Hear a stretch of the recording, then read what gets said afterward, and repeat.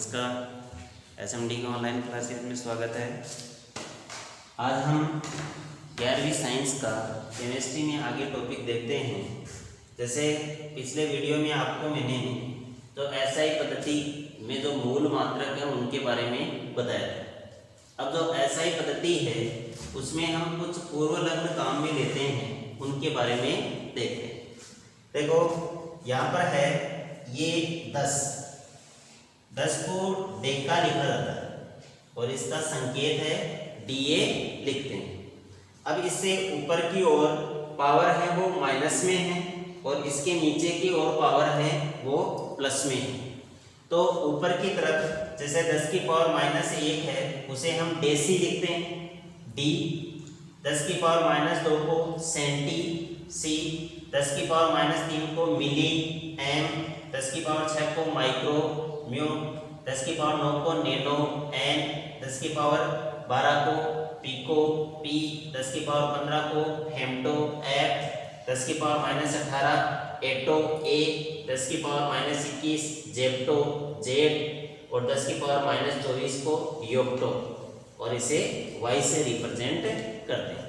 इसी तरह है धनात्मक घात में, जैसे 10 की पावर 2 है इसको हेक्टो h से रिप्रेजेंट किया जाता है, 10 की पावर 3 को किलो k से, 10 की पावर 6 को मेगा m से, 10 की पावर 9 को गीगा g से, 10 की पावर 12 को टेरा t से, 10 की पावर 15 पेटा p, 10 की पावर 18 एक्सा e, 10 की पावर 21 जेटा जेड और 10 की पावर 24 को योटा y से रिप्रेजेंट करते हैं। इसके बाद हम देखते हैं कि कोई भी पदार्थ है उसके द्रव्यमान और भार के बारे में। देखो रसायन विज्ञान में पदार्थ हैं उनके भार या द्रव्यमान निकालने के लिए हम एक प्रयोगशाला में वैश्विक तुलना काम में लेते हैं। आजकल उसके स्थान पर हम डिजिटल तुलना को यूज में लेते हैं। तो हम देखते हैं द्रव्यमान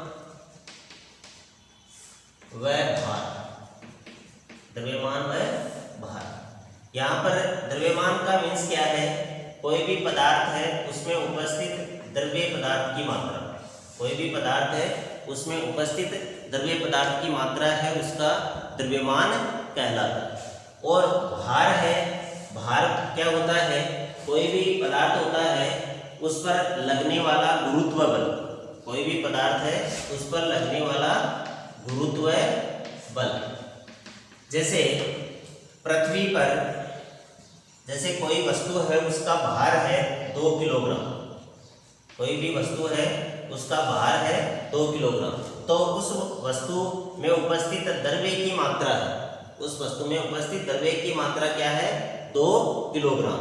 और उसी वस्तु का यदि हम भार देखें तो भार बराबर क्या हो जाएगा, उसका द्रव्यमान और उसके द्रव्यमान को हम मल्टीप्लाई करेंगे पृथ्वी या जिस ग्रह पर वो वस्तु है उसके गुरुत्व बल से। तो यहाँ पर इसका भार जैसे 2 किलोग्राम और जैसे पृथ्वी पर जो गुरुत्व बल है वो 9.8 या इसको 10 ले सकते हैं। तो ये क्या हो जाएगा 20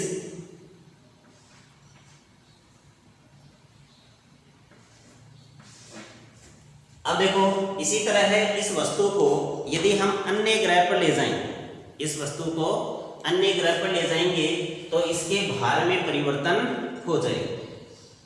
आगे हम बात करते हैं जैसे किसी भी पदार्थ के आयतन के बारे में, किसी भी पदार्थ के आयतन के बारे में। तो देखो आयतन क्या होता है, किसी भी वस्तु के द्वारा घेरा गया स्थान, किसी भी वस्तु या कोई भी वस्तु है जितना स्थान घेरती है वो उसका क्या है आयतन। आयतन वस्तु के द्वारा घेरा गया स्थान, वस्तु के द्वारा घेरा गया स्थान, इसका ऐसा ही मात्रक होता है। जैसे इसको हम लेते हैं लंबाई का क्यूब, लंबाई का क्यूब, तो इसे हम ले सकते हैं मीटर क्यूब या घन मीटर। लेकिन इसके छोटे मात्रक के रूप में हम cm क्यूब या dm क्यूब भी काम में लेते हैं, यानी कि घन सेमी या घन डेसीमीटर भी काम में लेते हैं। और कोई भी द्रव्य पदार्थ होता है उसका यदि आयतन हम ज्ञात करें तो द्रव्य पदार्थ का आयतन हम लीटर में ज्ञात करते हैं। द्रव्य पदार्थ का आयतन है वो लीटर में ज्ञात किया जाता है। 1 लीटर है वो 1000 ml के बराबर होता है।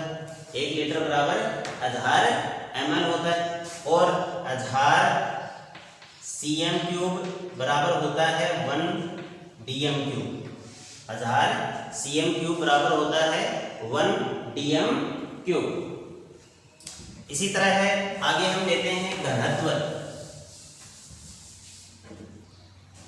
कोई भी पदार्थ है उसका हम घनत्व ज्ञात करते हैं। तो घनत्व का मतलब है कि कोई भी पदार्थ है उसके कण हैं कितने नजदीक हैं या कितने दूर हैं, इस बात का ज्ञान है घनत्व के द्वारा होता है। तो घनत्व इक्वल होता है द्रव्यमान अपॉन आयतन। घनत्व इक्वल होता है द्रव्यमान अपॉन आयतन, यानी कि इकाई आयतन में उपस्थित द्रव्यमान पदार्थ का क्या होता है, घनत्व होता है। घनत्व का यदि हम मात्रक निकालें तो यहाँ द्रव्यमान का ऐसा ही मात्रक होता है किलोग्राम और आयतन का मात्रक होता है लीटर। आयतन का मात्रक होता है लीटर, तो इसे हम आयतन का मात्रक होता है मीटर क्यूब। मीटर क्यूब, तो इसे हम क्या लिख देंगे, kilogram metre inverse 3। Kilogram metre inverse 3। और इसके यदि छोटे मात्रक के रूप में यदि हम काम में लें तो यहाँ किलोग्राम के स्थान पर हम क्या काम में ले लें, ग्राम, और यहाँ क्या काम में ले सकते हैं, cm क्यूब। धन्यवाद।